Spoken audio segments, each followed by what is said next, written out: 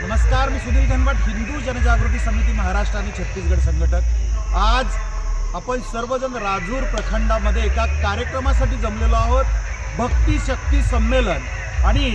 सर्व हिंदूंसाठी, सर्व वारकऱ्यांसाठी, सर्व बांधवांसाठी ज्यांचं नाव अग्रक्रमाने घेतलं जातं असे आमच्या सर्वांचेच आदरणीय, परमादरणीय, परमपूज्य वैकुंठवासी आमचे जे वक्ते बाबा आहेत त्यांच्या स्मृतीप्रित्यर्थ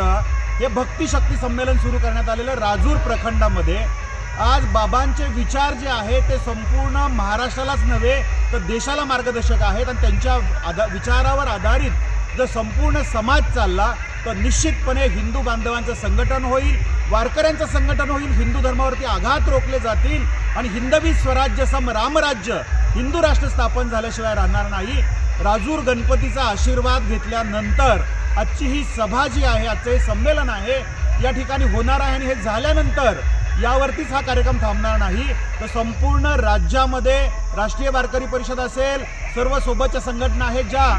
वक्ते बाबांच्या मार्गदर्शनाखाली चालत आहेत, त्यांचे पाईक, त्यांचे अनुयायी, त्यांचे शिष्य जे आपले पिंपळे महाराज आहेत त्यांचे सर्व सहकारी। आज पळसखेडा पिंपळे समस्त ग्रामस्थ यांच्या वतीनं आयोजित वैकुंठवासी पूज्य वक्ते बाबा यांच्या स्मृतीप्रित्यर्थ आणि छत्रपती शिवराय प्रतिष्ठानचे